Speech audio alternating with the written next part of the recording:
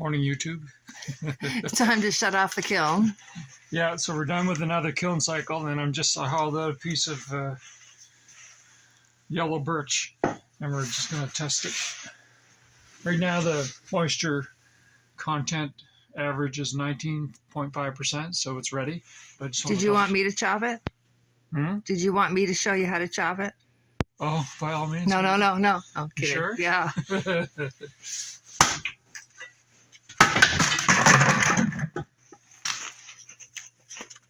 So,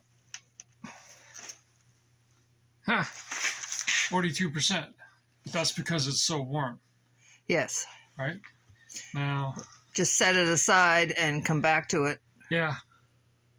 See, it's as it gets colder. Yeah. As it cools off, now it's 36. So while that's doing that, I'm just going to go get my other batteries in this Wagner. I also noticed that you put the El Cheapo gauge in line with the grain of the wood, and Yes. I see other people putting it in the end and putting it sideways. Yeah, and well, crooked. doing it like that serves no purpose. No. Whatsoever. You want to get inside your stick.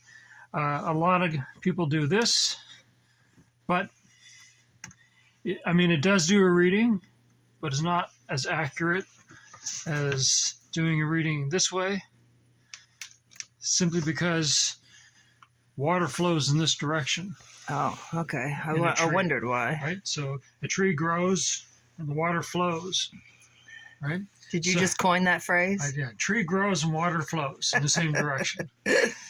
And so your best test of continuity, Yeah. whatever electrical phrase you want to call it, is in line with the growth. So let's see, we got yellow birch is 62. Yeah, we'll leave that stick there, and we'll come back to it when it cools down and see what the numbers are. Let's see the Wagner. So you don't poke it in or anything? No, it's run by magic. It's however. Now, I believe some stories you tell me, but not that one. It's some kind of magic. Okay. Let's see here, it's 16 point. It doesn't use probes. It just Yes. It uses whatever electrical Gotcha. doodad witchery. 26, 29. What's that saying? That one's saying 35. And going down, yeah. So, and that'll go down too. Well, let's come back to it and test them again then when it's, right. Give it some time. All right, time to unload the kiln then. Yeah, we got to unload the kiln and reload it again. And fix the door seal. Yes, and fix the door seal. Attempt to fix the door seal. The door seal is going to be replaced with the doohickey thing that we were using to something that's a better doohickey thing. Oh, that sounds technical. Technically, yeah. That's a technical phrase that I use. Perfect. This is it's an automotive door trim, door seal, used around trunk lids and that kind of stuff. And the only reason I got it is that this here, where it grabs, will be able to slip over the steel plate that we use. Right. And this here is in the right orientation, because this here bulb, you can also get it here or here. Yeah. So anyway, yeah, I got it like that. Yeah, we'll give it a shot. We'll give it a shot and see if it works or not. Yeah. Go. Ready? Oh, we're here. Okay, we're here. On this kiln run, we had some issues. This ended up being the longest kiln run to date. In the history of mankind. In the history of mankind here, anyway. We put it in February 1st. Today's February 13th. So, yeah, that's what, 13 days? Now, we lost power in the middle, and then we had some issues. So we had issues with the drain line. Yeah. One day, it froze down at the end. Yep. Down here. And just right at the end, this pipe insulation wasn't there. I only had pipe insulation to here. So, and it worked up until now, but it froze, so fixed that, put insulation right to the end so to prevent the freezing. and then it wasn't like a day or so later, and the tray inside got plugged up. So now. And we didn't notice that for another day. We didn't notice that right away. So it was all the water wasn't coming out of here. It was all leaking back into the kiln, so it wasn't working. Yep. So yeah, part of the duties now is to open up inside and make sure the tray is completely clean. Like what, once a day? Or? Of wood dust. No, once every kiln run. Oh, okay. Just make sure the wood dust is wiped away. Yeah. So yeah, it's 111 degrees in here right now. We're going to shut this off. And then we're going to go in and hibernate. We're going to go in and enjoy in the kiln, not in the house.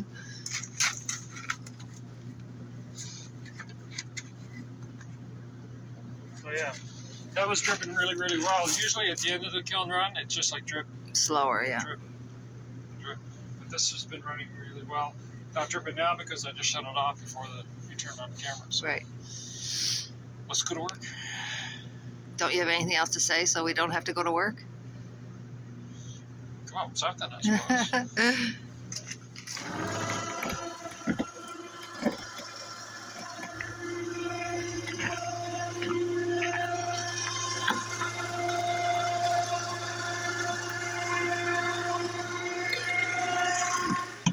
Okay, go back up. What? Go back up. It's too high, What's too high? the platform. Should get the level out, check. Look at the level out. See who's right, see who's wrong. I didn't say it wasn't, I'm just saying. Yeah, I'll go get the level. Right, so.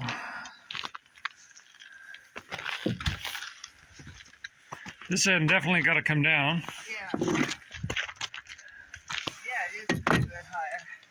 Yeah, so. Right here.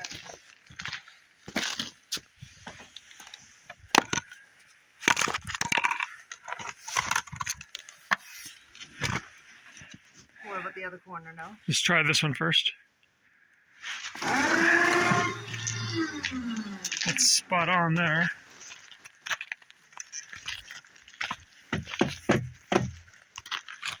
Good there. This would be good too then. Yep, perfect.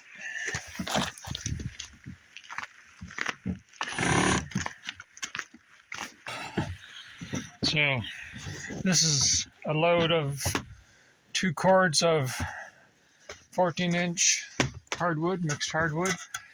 The crates, these tall crates that we use them for all sizes. I mean, when the crate is completely full, it's for 12-inch.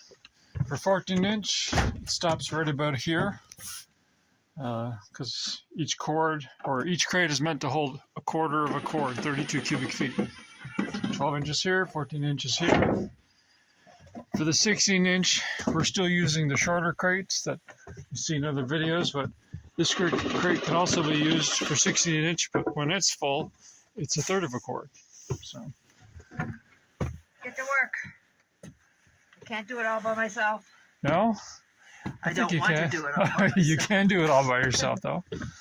Yeah, so airflow was a bit of a challenge this time around because we had such a big gap here. So I set up the tarp to drop down here like you normally do, but over here I had it drop down on behind. And then also each crate on this side was a tarp so that this gap could be plugged, forcing all the air to go through the stacks in the crate. Yeah, so that's the method to our madness. And that door seal thing we showed there earlier, this is what it's going to be replacing. This is just foam pipe insulation. So, and it's not meant for this job. It's done its job, but it's not really meant for it. You can see here, this is the plate steel. I think it's 2-inch. It might be 3-inch plate steel. So yeah, we're gonna get all that fixed as well. And maybe even run one along the bottom here. But definitely all the way across and down. You're doing a good job there. Of course. You want some help? Do you have time? I know you're Well, important. I'll. What? I know you're doing something important. She got some mouth on her. Jeez. And she's gonna come back and fix the things that you've done. All right.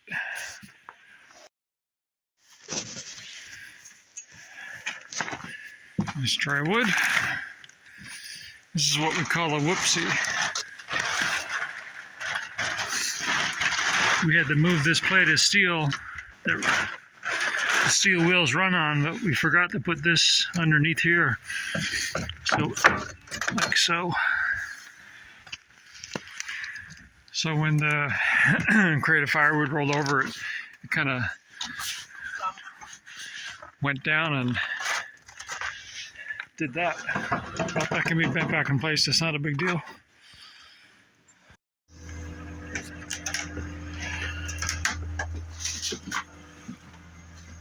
You were saying about wood?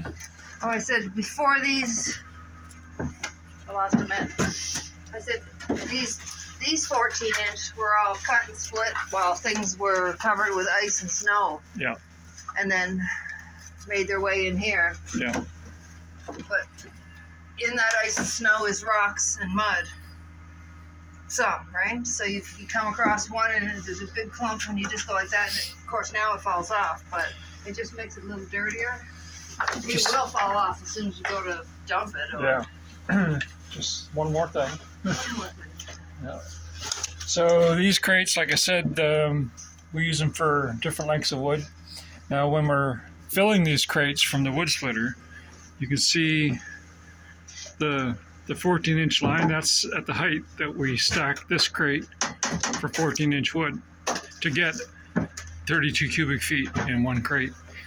So going through the kiln, now you can see how much shrinkage there is. It's always, no matter what the wood is, it's always about 4 inches, which is like across my fist, 4 knuckles. So that's how much shrinkage occurs in each crate when it's kiln dried. Let me know if you need some help. It looks like you need some help. Wait, I'll get it. You think that's funny? I do. Here.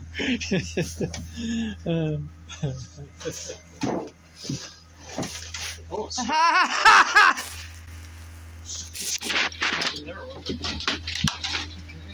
maybe there's a rock or something. It could be a rock, yeah.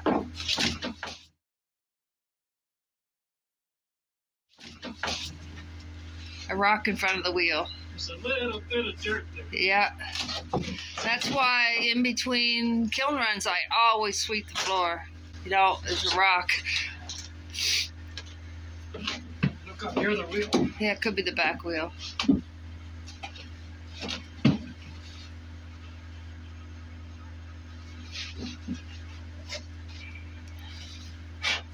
Never happened before, though. Not this far back. No. It ran right over the little rock. Whatever it was,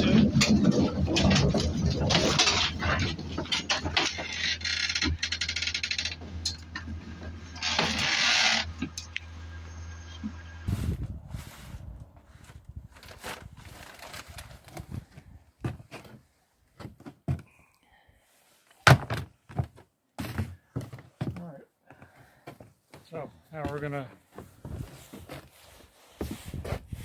this here gap here is what's gonna fit over this piece of steel here. So this comes away.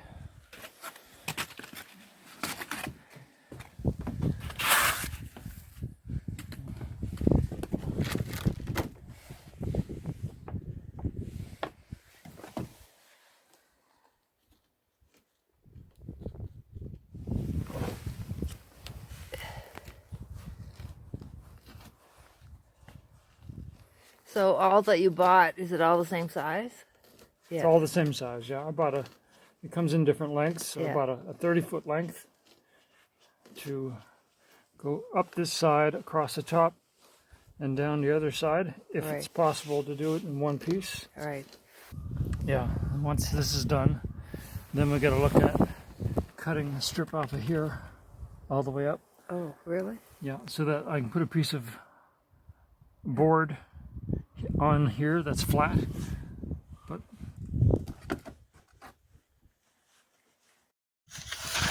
okay, so we have a new door seal for the kiln door. Basically, it's an automotive type trim door seal that squeezed onto the 2-inch steel plate that makes up the inner frame of the door. It's just 2-inch plate that's screwed onto the jack studs. So yeah, it goes all the way up to the divided corner and all the way over and back down. And then the other adjustment that we made was to the door itself.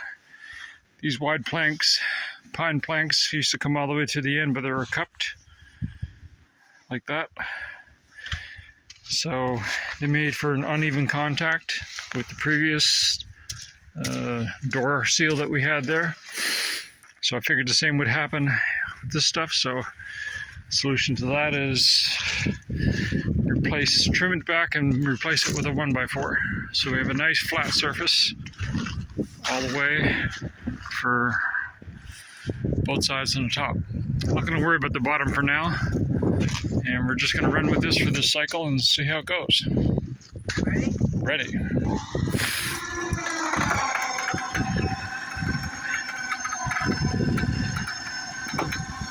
Now we have a look inside the kiln. I know when we bolted the door shut, it was a tight fit, so Yeah. we're just looking here and seeing this is exactly what I was looking for. Nice tight seal. Hard to see. Let me see if I can get this light on here. There we go. Yeah. Nice seal. Running all the way up into the corner and over. Perfect. Just what we're looking for. One thing went right today. Well, it's a good thing one thing did. Otherwise, the day would have been shot. All right. All right, so this is the wood that came out of the kiln earlier, and it's acclimatized. It's gotten cold out. Yeah. In other words, it's cooled off. So let's see what this was. The inside split. Yeah. 23.6 it says there. Try another one. 23.1, 22.9, 0.8. I'll try this one. And this one's preset for yellow birch.